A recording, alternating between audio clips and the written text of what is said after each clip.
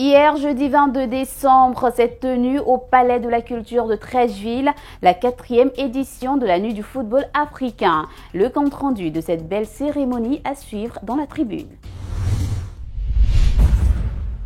Et de 4 pour la Nuit du football africain. C'est Abidjan qui a une nouvelle fois accueilli cet événement qui, d'année en année, gagne en maturité. Cette année encore, l'Afrique a célébré ses footballeurs ayant marqué leur époque par leurs talents et performances. Le Palais de la Culture de Treichville a servi de cadre à cette prestigieuse soirée. C'est devant une belle assemblée, tous unanimes sur l'importance de cette cérémonie, que des anciennes gloires du ballon rond africain ont été distinguées. Ben Badi, Bernard Lama, Titi Camara, Bonaventure Kalou sont entre autres les récipiendaires des trophées remis ce 22 décembre 2016. Yves Sawadogo, initiateur de cet événement, satisfait dans l'ensemble, s'est exprimé à notre micro. Écoutez, année après année, la NFA montre justement sa capacité, son potentiel à réunir du beau monde. Quand on voit le plateau de personnalités, de sommités réunis ce soir, oui, je dirais que je suis assez fier de cette 4e édition. Réaction de certains invités de cette 4e édition. Un mot, déjà c'est la qualité des personnalités présentes ce soir qu'il faut saluer. Il faut saluer aussi l'abnégation de ce jeune promoteur-là qui, contre vents et marées, a tenu à ce que son événement se fasse.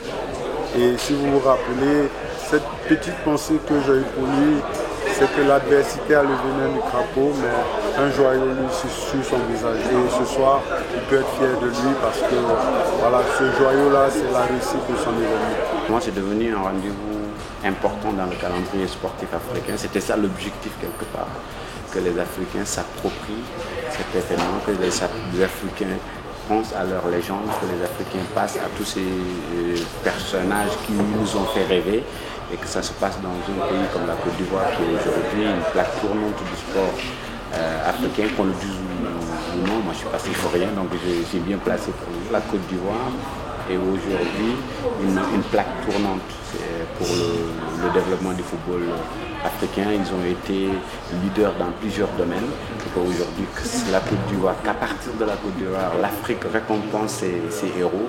Je pense que c'est justice.